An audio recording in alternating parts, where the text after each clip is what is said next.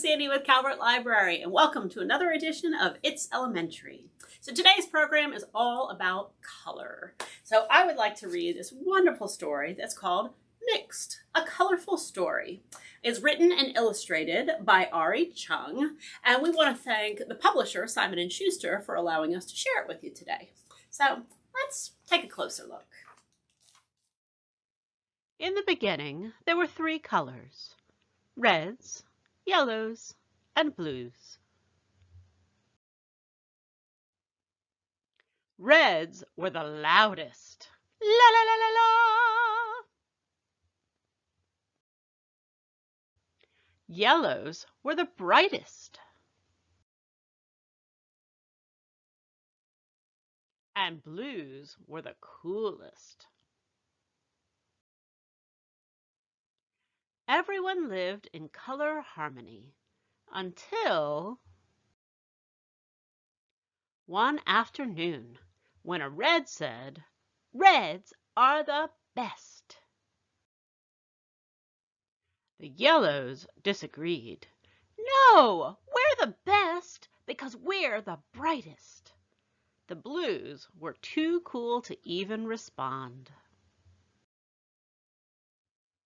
The colors decided to live in separate parts of the city: Redville, Bluetown, and Yellow Heights.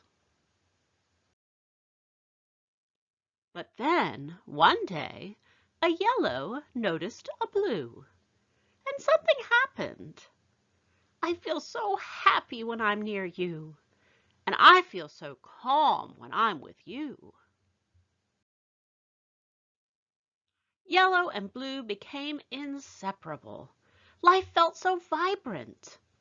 But not all the colors were happy about it. Colors shouldn't mix.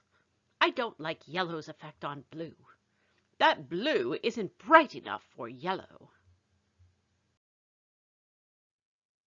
But yellow and blue loved each other so much they decided to mix.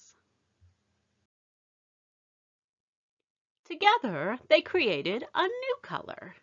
They named her Green. Green was bright like yellow and calm like blue. But really, she was a color all her own. Everyone was fascinated. "She's so cute. I've never seen anything like her before." Even the grumpy colors fell in love with Green. "Can I hold her?" The colors began to see new possibilities. Soon, other colors mixed, and mixed,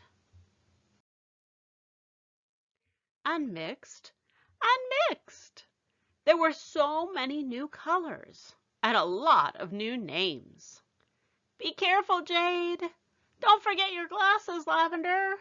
Have fun, Amber." The old neighborhoods of Redville, Bluetown, and Yellow Heights didn't make sense anymore. Everyone wanted to live together, so they rebuilt the city. The new city was full of color. It wasn't perfect, but it was home. The end. Well, I hope you enjoyed that story. A really fun story about mixing colors, but also maybe a little bit more meaning in there too. Did you catch another meaning in there too? Maybe all of those little blobs of color are like people who are all different, but found a way to live together, huh? It's a great lesson for all of us to learn right now. So I hope you enjoyed it. And when I was reading this story, I thought all about all of the kinds of colors that we have in the world. And you know, I've been doing some cleaning out at my house lately. Maybe you have too. And I found this old box. Look at this box of old crayons. Just all sorts of different crayons that my kids used to use when they were little, but nobody's really using anymore. A lot of them are broken, a lot of them are just little pieces. And, you know, I thought about throwing them out, but then I thought, you know what? I bet that I can make a wonderful craft with these crayons. So I started taking the paper off of them. That's what I have here. I have this wonderful bag full of crayons with no paper on them, so that's just the crayons themselves. There's a lot of different projects you can make out of these, even the very small smallest of them. So hold on to those because you can make some really neat projects. But today we're going to make a little crayon art.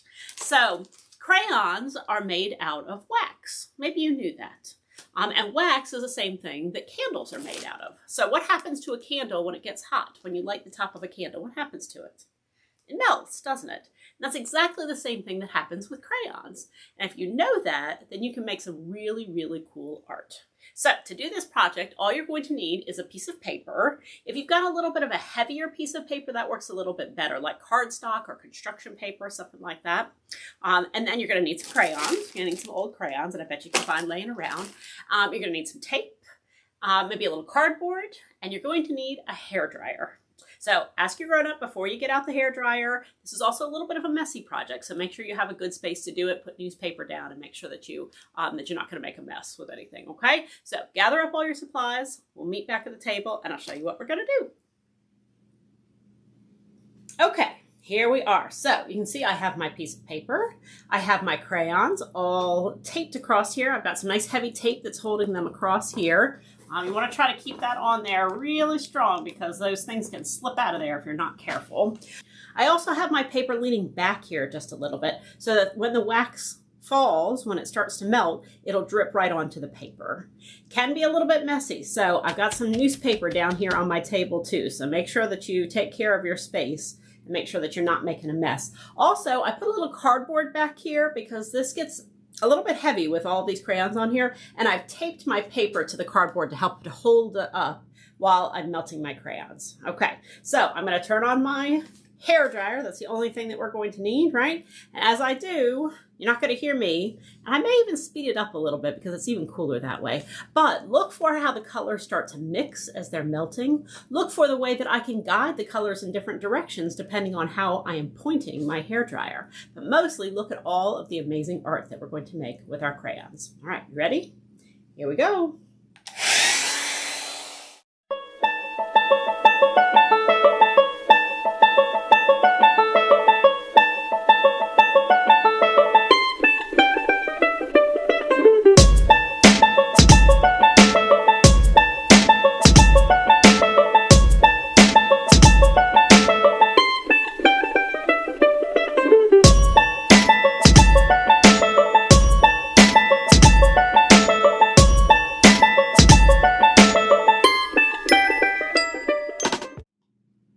Look at all the beautiful art that we made. See, I also started to lose a couple of crayons there. That's okay. Don't pick these crayons up right now because these crayons are all melty and they will get all over your hands. So make sure you don't do that. So leave it up here for a little bit, let it dry. But once you do, you're going to have a beautiful, beautiful piece of art. So give me a second. We're going to let it dry and then I'll show you how it turned out. All right, so here we go with the big reveal. Here's my final project. There it is. Look at all of those wonderful colors that have mixed all together. Some of them flying way out on the sides like that. Isn't that cool? So you could leave this project just like this if you wanted to. You could have it with the crayons still on it, or you can peel those crayons out from underneath of that tape and make sure, like I said, that you let these dry completely because otherwise you can make a very big mess. And you don't want to get all of that wax all over your hands. These are actually still even a little bit warm just from when I was making my project, but not too melty yet. So if I take all those off of there, here's all of my cool crayons. I'm going to put them back in my bag because I can use those for something else later. And now, there we go. There is my wonderful project with all of my cool colors. I could cut it off right at the top of there and just have that. I could leave it like this. I could cut out this section in the middle and use it for something else. There's all kinds of things that you could do with your crayon art. So use your very best imagination and see what you can come up with. All right. I hope that you enjoyed our project today and you enjoyed our story.